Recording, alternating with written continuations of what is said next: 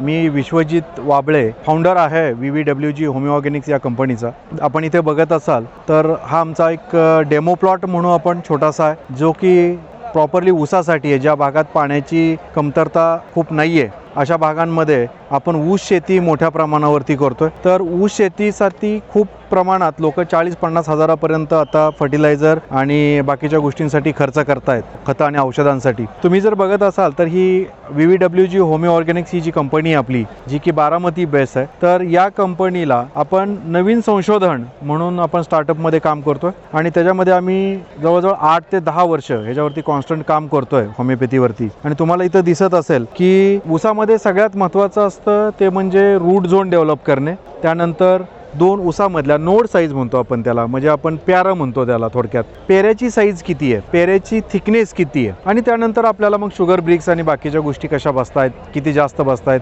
कमी वेळात किती चांगलं येतं, या दृष्टीने आपण त्याला विचार करतो। गणित सोपं असतं। 4000 डोळा असतो एकरी।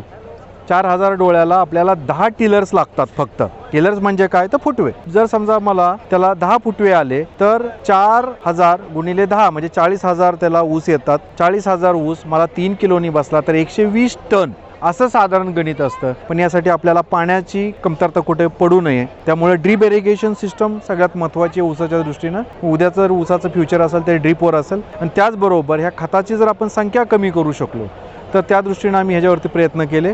आणि आता आपल्याकडे जे डेव्हलप्ड किट फॉर्मॅटमध्ये आपण ते देतो, त्याच्यामध्ये 4 स्प्रेइंग असतात 90 दिवसापर्यंत, आणि साधारणतः 3 त्याला ड्रिंचिंग आपण देतो। 90 दिवसापर्यंत आपण हे सगळं संपवतो, आणि त्यानंतर शुगर ब्रिक्स वाढायला 10व्या महिन्यात एक औषध त्याच्यामध्ये आपण देतो।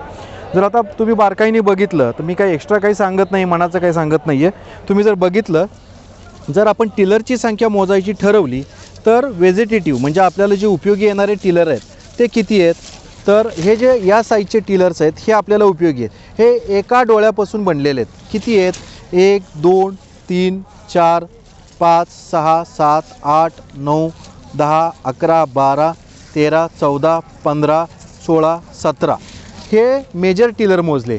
आता बाकीचे जर टिलर मोजले तर 1 2 3 4 5 6 7 8 9 10 11 म्हणजे 11, आणि हे जवळजवळ 12। जर साधारण बघितलं तर 23 टिलर्स ह्याच्यामध्ये आहेत। त्यातले आपल्याला फक्त 10च ठेवायचे। मग तुम्ही म्हणणार काढायचे काय, तर हो काढायचेत। जर आपल्याला सुदृढ ऊस करायचा असेल तर आपल्याला तेवढे टिलर्स ह्याच्यामधले काढावे लागतील। आणि हे जर बघितलं तर हे काही जादू नाही आहे, पण हे शक्य आहे होमिओपॅथी टेक्नॉलॉजीनुसार।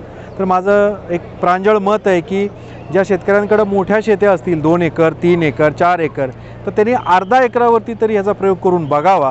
कमी खर्चामध्ये जास्तीत जास्त ह्याचा आपण 6900 वगैरे काहीतरी किंमत ठेवतो। आणि खतांची जी आहे, तुम्ही रासायनिक खते वापरू शकता, जर ऑर्गॅनिक शेणखत वगैरे वापरलं तरी चालेल।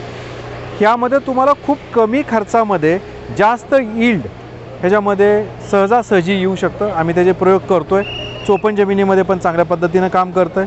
तर माझे सगळ्या शेतकरी बांधवांना विनंती आहे की थोड्या प्रमाणावरती करा। थोड्या प्रमाणावरती करून जर रिझल्ट आले की तिथून पुढे तुम्ही वाढवायला चालू करा। शेतकऱ्यानं सहजासहजी कुठल्याही कंपन्यांच्या आपण झाशात यायला नाही पाहिजे।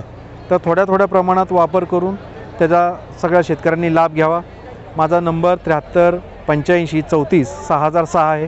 कोणाला काही मदत हवी असेल, ऊसासाठी काही काम करायचं असेल, वेगळ्या पद्धतीनं नवीन टेक्नॉलॉजीला जायचं असेल तर माझ्याशी संपर्क करायला काही हरकत नाही। धन्यवाद।